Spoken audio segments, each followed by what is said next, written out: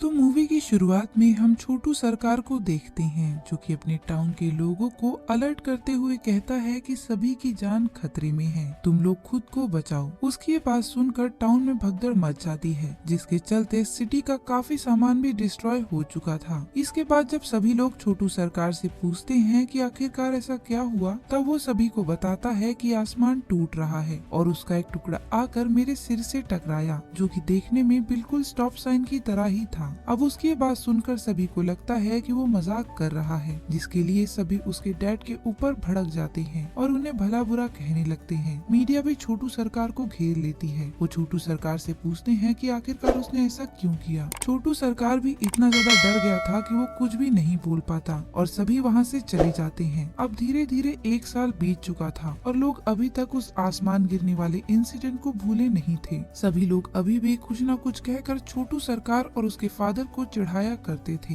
इसलिए ही उसके फादर हमेशा ही उसे लोगों से छुपकर रहने को कहते ताकि लोग सब कुछ भूल जाएं। लेकिन ऐसा कुछ भी नहीं होता। यहाँ तक कि स्कूल में भी बच्चे छोटू सरकार को काफी ज्यादा परेशान किया करते थे। एक दिन छोटू सरकार परेशान होकर अपनी फ्रेंड डक से कहता है कि उसे खुद को प्रूव करने के लिए एक चांस चाहिए ताकि सभी लोग उस आसमान गिरने वाली बात को भूल जाएं और उसके डैड भी उस पर प्राउड कर सकें। इसलिए ही वो डिसाइड करता है कि वो स्कूल में होने वाली बेसबॉल कंपटीशन में पार्टिसिपेट करेगा। लेकिन उसका साइज इतना ज्यादा छोटा था कि वो बैट को भी ढंग से नहीं उठा पाता, जिसे देखकर सभी उसका काफी ज्यादा मजाक बनाते हैं। उसकी टीम मेंबर को उस पर बिल्कुल भी यकीन नहीं था, इसलिए छोटू सरकार बहुत ही ज्यादा प्रैक्टिस करता है और मैच वाले दिन पहले 2 बॉल्स तो वो नहीं खेल पाता, लेकिन जैसे ही बॉलर तीसरा बॉल फेंकता है, छोटू सरकार उसे इतनी तेज से हिट करता है कि वो आसमान में चली जाती है। फिर वो दौड़कर रन को पूरा कर लेता है, जिससे उनकी पूरी ही टीम जीत जाती है और इसके बाद सभी लोग उसकी बहुत ही ज्यादा तारीफें करते हैं। अब वो सभी की नजरों में हीरो बन चुका था। सभी लोग उसकी आसमान गिरने वाली बात को भी भूल जाते हैं। घर आकर वो और उसके डैड खुशी को सेलिब्रेट करते हैं। उसके डैड उसे कहते हैं कि सच में आज मुझे तुम पर बहुत ही ज्यादा प्राउड है। इसके बाद वो उसे गुड नाइट कहकर वहाँ से चले जाते हैं। छोटू उस्ताद तभी देखता है कि एक स्टार गिर रहा है। वो सीधा आकर उसके सिर पर लगता है, जिससे वो भी बेहोश हो गया था। थोड़ी देर बाद जब उसकी आँख खुलती है तब वो देखता है कि ये तो वही आसमान का टुकड़ा है जो कि 1 साल पहले भी उसके सिर से टकरा गई थी,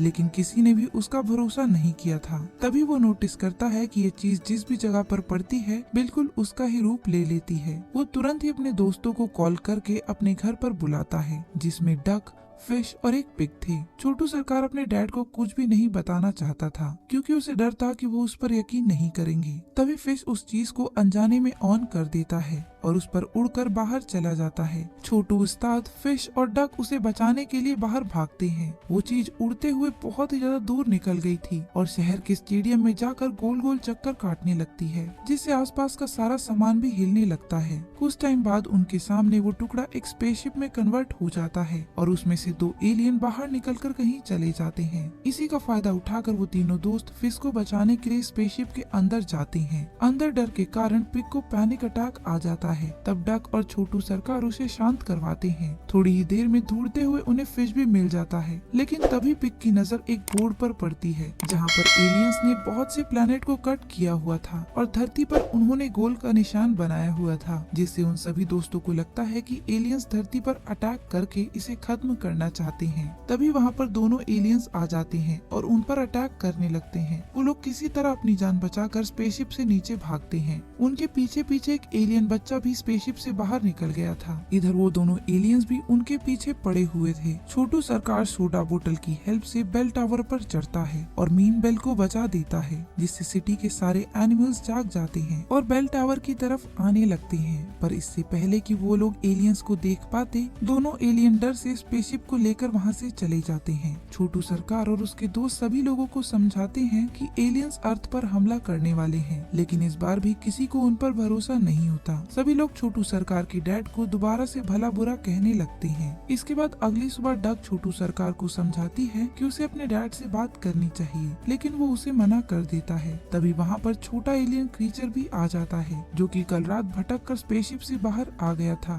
वो लोग उसे देखकर डर रहे थे। तब फिश उन्हें समझाता है कि उसका नाम लकी है और वो खुद भी काफी ज्यादा डरा हुआ है। छोटू सरकार को भी समझ में आ गया था कि जरूर उन्हें एलियंस का बच्चा होगा और इसके लिए ही वो लोग हमारे ऊपर अटैक कर रहे थे। इसके बाद वो लोग डिसाइड करते हैं कि वो लोग उस बच्चे को एलियंस को लौटा देंगे ताकि सब कुछ ठीक हो सके। अभी वो लोग बात कर ही रहे थे कि तभी उस बच्चे को ढूंढने के लिए सभी एलियन सिटी पर अटैक कर देते हैं, जिसके बाद चारों तरफ भगदड़ मच गई थी और अब सभी को छोटू सरकार की बातों पर भी यकीन हो जाता है। लेकिन अब बहुत ही ज्यादा देर हो गई थी क्योंकि एलियंस इतने गुस्से में थे कि वो बहुत सी एनिमल्स को ही गायब कर दे रहे थे। छोटू सरकार उस बच्चे को बचाकर अपने डैड को सारी सच्चाई बता देता है। इस बार उसके डैड भी उसका साथ देने के लिए रेडी हो जाते हैं। इसी बीच एलियंस को भी पता चल जाता है कि उनका बेबी छोटू सरकार और उसके डैड के पास ही है, इसलिए वो सभी मिलकर उनके पीछे पड़ जाते हैं। किसी तरह वो दोनों अपनी जान बचाकर वहाँ से भागते हैं, लेकिन वो ज्यादा देर तक खुद को उनसे नहीं बचा पाते और एलियंस उन्हें चारों तरफ से घेर लेते हैं। पर तभी वहाँ पर छोटू सरकार के दोस्त उसे एक कार लाकर बचा लेते हैं। अब वो सभी एक बिल्डिंग की टॉप पर जाकर चढ़ने लगते हैं ताकि वो लोग लकी को उसके पेरेंट्स को दे सकें। पर तभी एलियंस उन दोनों को डेंजरस समझकर उन पर हमला कर देते हैं और स्पेसशिप में ले जाते हैं, जहां शहर के बाकी लोग भी मौजूद थे।